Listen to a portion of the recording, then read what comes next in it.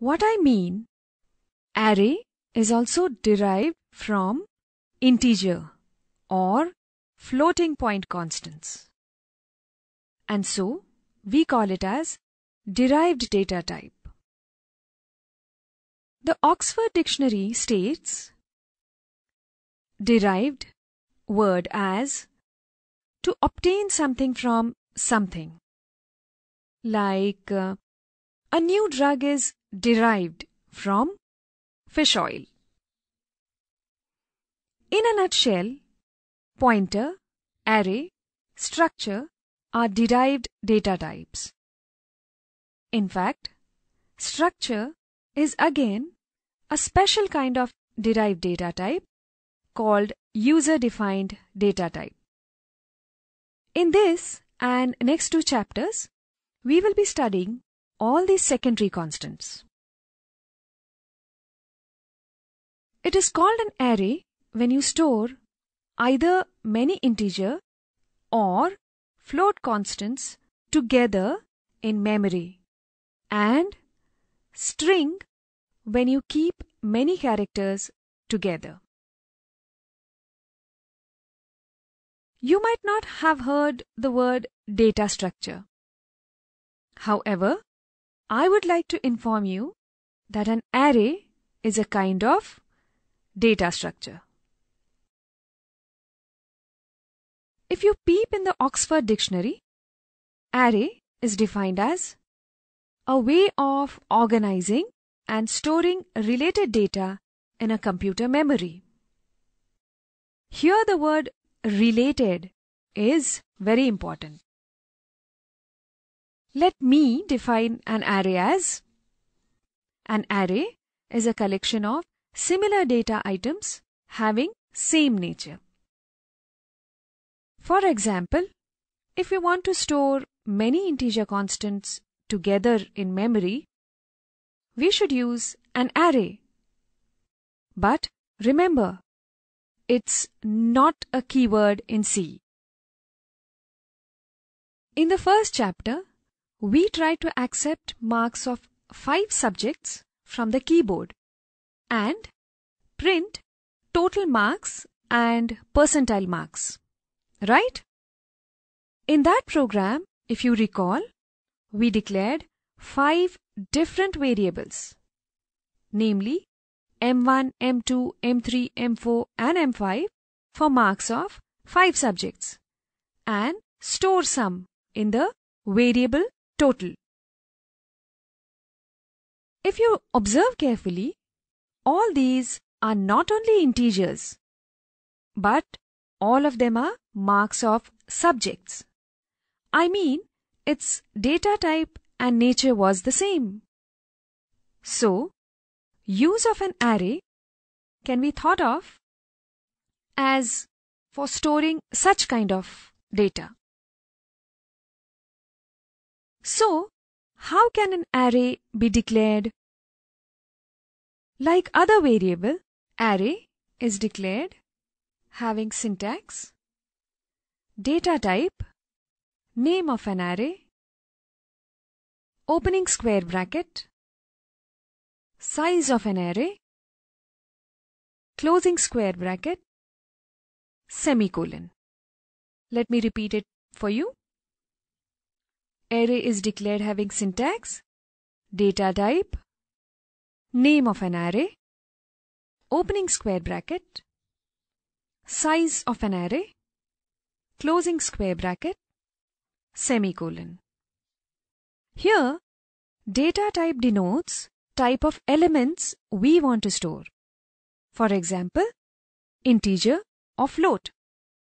Then, name of an array, that is, identifier, like other variable names of built-in data types.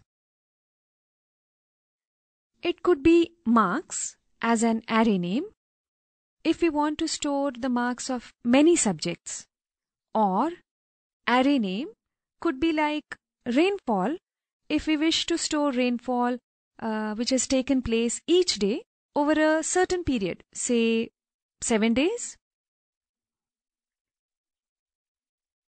The name of an array is followed by a pair of square brackets, and size in integer constant is written inside it. It is a pair of square brackets which tells the compiler that we are dealing with an array, and number inside it requests the compiler to reserve memory for that many numbers. I repeat, it is a pair of square brackets which tells the compiler that we are dealing with an array, and the number inside it requests the compiler to reserve memory for that many numbers. So, for example, if you write a declaration statement like int marks 5, then the compiler will reserve 10 or 20 bytes of memory for 5 integers, depending upon 2 or 4 bytes of memory respectively, and recognize it by the name marks. If we want to store rainfall in millimeters for 30 days, then declaration like float rainfall 30 will do it for you to reserve contiguous memory of 120 bytes and give the name as rainfall. I hope you're getting my point. One advantage here is that single name marks is sufficient to denote 5 elements, unlike 5 different variable names. In earlier example, or single name rainfall denotes 120 bytes reserved to store 30 elements. Second advantage is that contiguous memory is allocated for 5 and 30 elements. This memory map resembles a well-planned colony of row houses built side by side. I mean, all the homes are so similar, that is, they are so identical that the resident himself would get confused while entering his own house, isn't it? Memory given for array is just like that. We are relieved from the task of allocation of memory as well as accessing individual elements of an array, as all this is done by OS, that is, operating system, and the compiler. Now, a question arises in my mind.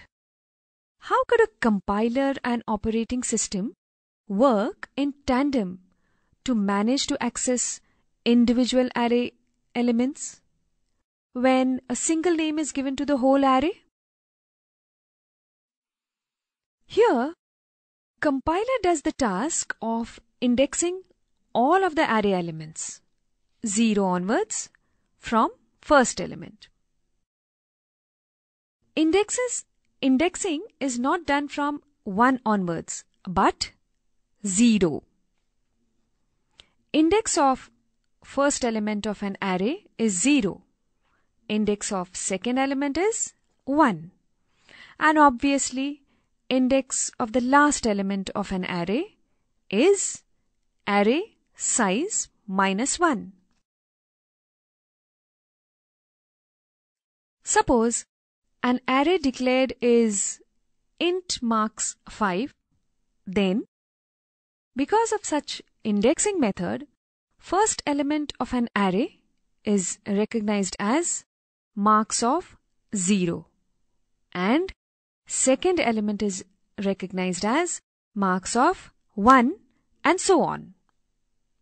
So the last element of an array marks would be marks of 4, right?